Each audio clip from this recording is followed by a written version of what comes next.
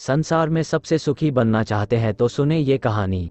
नमस्कार दर्शकों, स्वागत है आपका हमारे YouTube चैनल आध्यात्मिक ज्ञान में।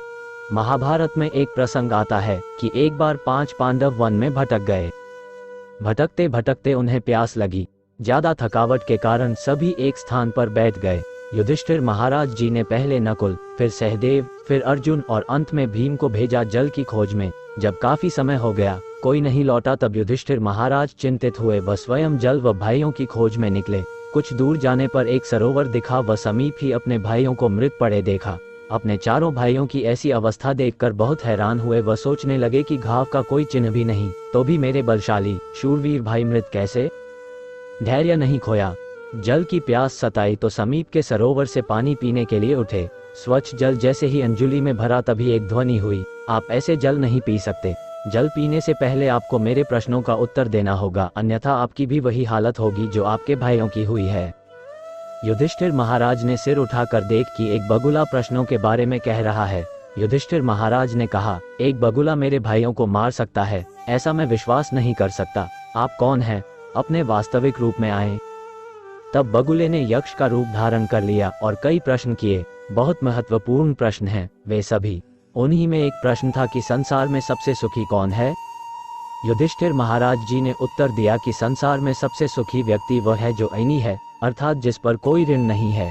यहाँ पर युधिष्ठिर महाराज केवल धन की बात नहीं कर रहे हैं। उनका कहने का तात्पर्य है समस्त प्रकार के ऋण।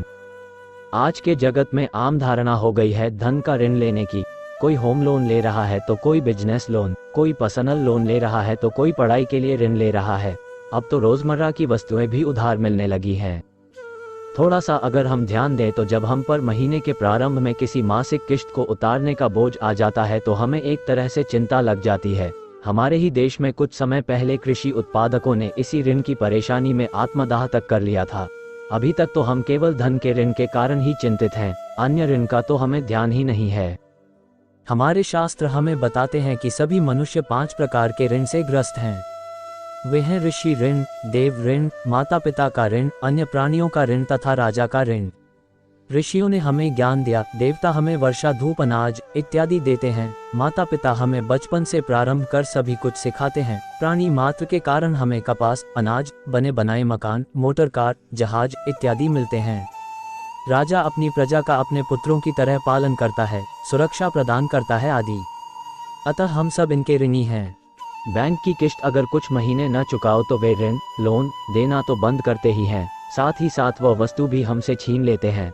उपरोक्त 5 प्रकार के ऋण देने वालों में से कोई एक भी अगर ऋण देना बंद कर दे तो सोचिए हमारी क्या अवस्था होगी। धन के ऋण के बिना तो हम जीवन निकाल ही लेंगे, परंतु अनाज, हवा, पानी इत्यादि के बिना तो हम जी ही नहीं पाएंगे। सोचिए तो कितना उपकार है इन सब का हम पर। कोई भी जगत का व्यक्ति अपकारी अथवा एहसान फरामोश नहीं कहलवाना चाहता। अब ये जो 5 प्रकार के ऋण हैं, इनको चुकाए बगैर तो हम सुखी नहीं हो सकते। राजा का ऋण तो हम टैक्स इत्यादि देकर चुका देते हैं, परंतु बाकी तो देते ही नहीं। फिर मजे की बात यह है कि कोई व्यक्ति दुख नहीं चाहता बल्कि सुख ही चाहता है। अब जब ऋण चुकाए बगैर कोई सुखी नहीं हो सकता तो इसका कोई उपाय तो होगा। हमारे शास्त्र इसकी युक्ति बताते हैं, वह है भगवान की शरण। भगवान की शरण लेने से वे हमें समस्त प्रकार के ऋणों से मुक्त कर देते हैं। सारी सृष्टि के मूल में भगवान हैं। जैसे किसी पौधे के मूल अथवा जड़ में जल देने से उसके पत्ते, टहनी इत्यादि सबको जल मिल जाता है।